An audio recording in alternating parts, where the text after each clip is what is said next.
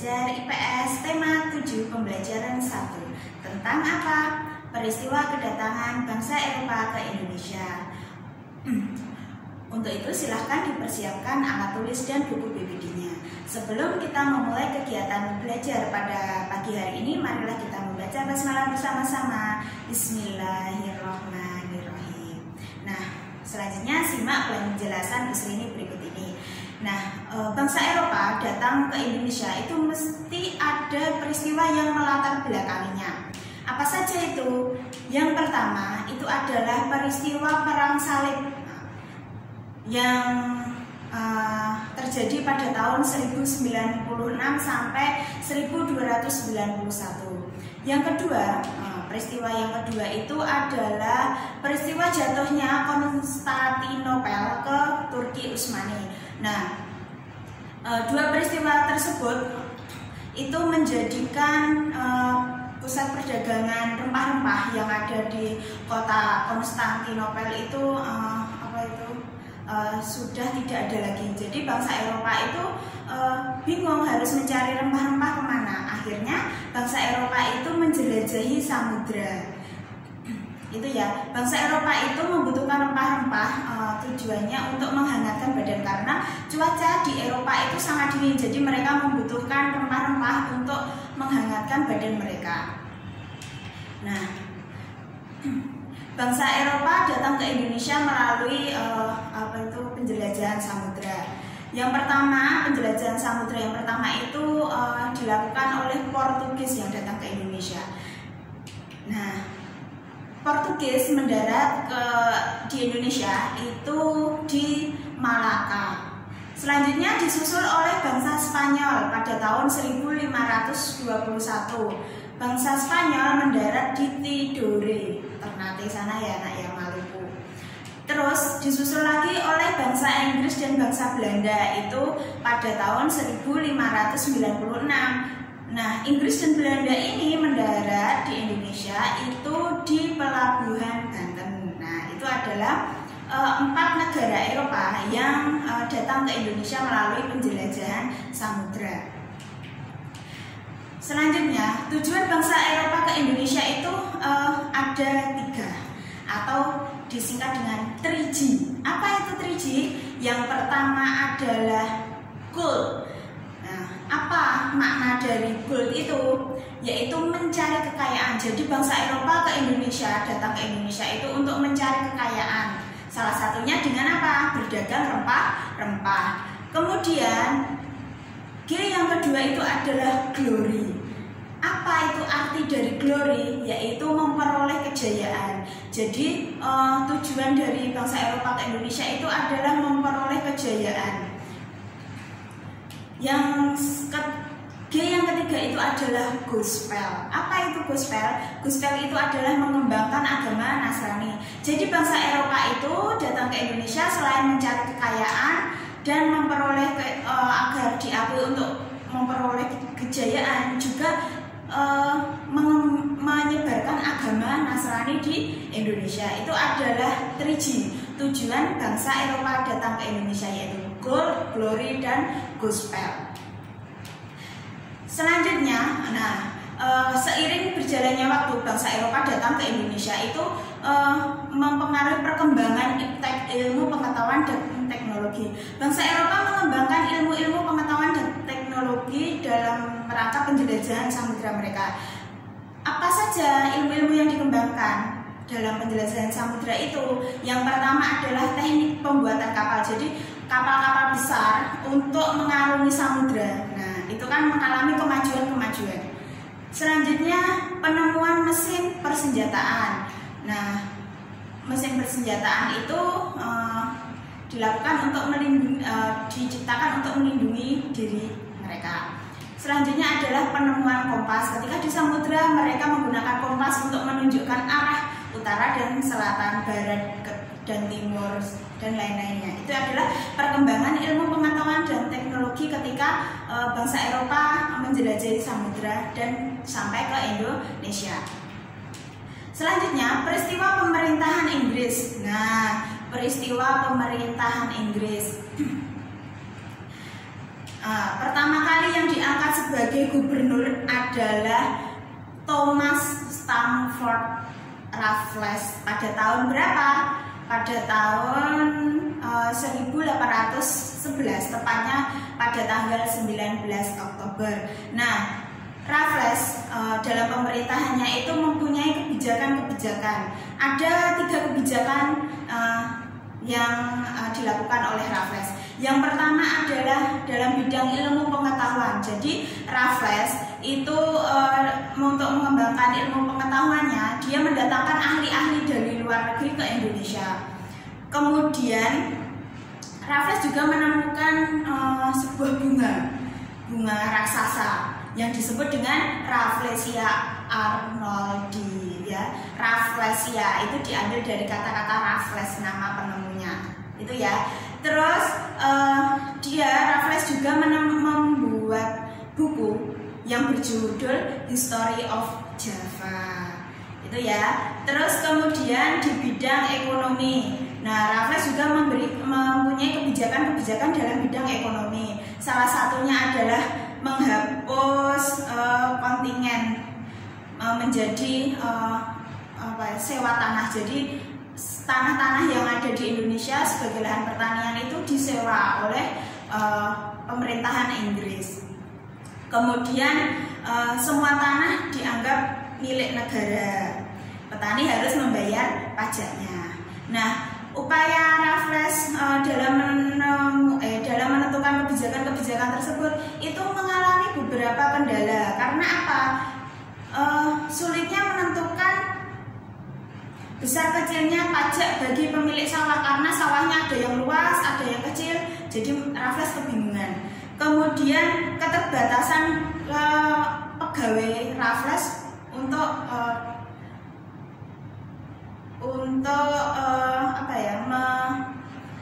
keterbatasan pegawai Raffles untuk memantau itu ya, memantau di lapangan. Terus itu kemudian di bidang pemerintahan, pengadilan dan sosial. Di bidang pemerintahan, Raffles itu membagi Pulau Jawa menjadi 16 karesidenan. Terus di setiap wilayah itu terdapat pengadilan, badan pengadilan. Terus dalam bidang sosial, Raffles melarang perdagangan budak. Itu adalah kebijakan-kebijakan yang diambil oleh Raffles pada waktu dia pemerintahan kolonial Inggris. Kemudian setelah Inggris ada pemerintah kolonial Belanda. Nah, pertama kali Belanda datang ke Indonesia itu dipimpin oleh Cornelis de Houtman pada tahun 1596. Nah, tujuan bangsa Belanda datang ke Indonesia itu adalah untuk berdagang rempah-rempah. Selain Belanda, ada negara-negara yang datang ke Indonesia juga untuk berdagang rempah-rempah. Nah, karena banyaknya pedagang yang datang, maka Belanda berinisiatif untuk mendirikan kongsi dagang atau perkumpulan dagang yang disebut dengan VOC itu ya. Nah, tujuan VOC di Indonesia itu ada beberapa. Yang pertama itu menguasai pelabuhan-pelabuhan di Indonesia. Yang kedua menguasai kerajaan-kerajaan di Indonesia. Yang ketiga melakukan monopoli perdagangan rempah-rempah. Nah, itu ya. Pada awalnya bangsa Belanda itu baik, datang ke Indonesia dan diterima oleh bangsa Indonesia dengan baik-baik. Lama-kelamaan dia memonopoli perdagangan. Jadi makanya rakyat Indonesia itu jadi tersiksa. Nah,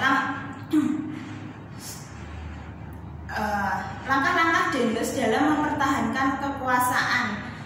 Nah, Daendels ini adalah orang Belanda. Nah, yang diangkat sebagai kayak gubernur gitu ya. Jadi Daendels ini mengambil beberapa langkah dalam mempertahankan kekuasaan agar tidak direbut oleh Inggris. Yang pertama adalah membangun pabrik-pabrik senjata. Dia membangun pabrik senjata. Yang kedua itu membangun pangkalan armada. Yang ketiga membangun jalan raya dari Anyar sampai Panarukan. Sebesar berapa panjangnya dari Anyar sampai Panarukan Jawa Timur sana? Itu ada 1100 km. Kemudian membangun benteng-benteng pertahanan. Nah, Dendles ini yang menerapkan kerja paksa di Indonesia dalam rangka pembangunan jalan raya dari Anyar sampai Panarukan. Nah, kerja paksa ini dinamakan kerja Rodi. Selanjutnya, tanam paksa kolonial Belanda. Selain kerja paksa juga ada yang namanya tanam paksa. Nah, tanam paksa itu rakyat Indonesia disuruh menanam kopi dan lain-lainnya. Tapi ada seseorang yang tidak setuju dengan tanam paksa itu yang bernama Edward Dawes Dekker. Nah, Edward Dawes Dekker ini di Indonesia ini dia ingin membantu rakyat Indonesia agar tidak dipaksa oleh pemerintah Belanda. Nah, Dawes Dekker ini mempunyai nama samaran yang disebut dengan Marta Tuli. Nah, langkah-langkah balas budi yang dilakukan oleh Dawes Dekker ke warga Indonesia, yang pertama di bidang pendidikan atau edukasi. Jadi Dawes Dekker ini mendirikan pusat-pusat pendidikan.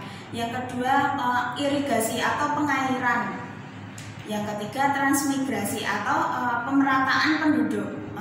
Dia memeratakan penduduk, memindahkan dari wilayah yang berpenduduk padat ke wilayah yang berpenduduk jarang. Itu ya langkah balas budi yang dilakukan oleh Dawes Dekker.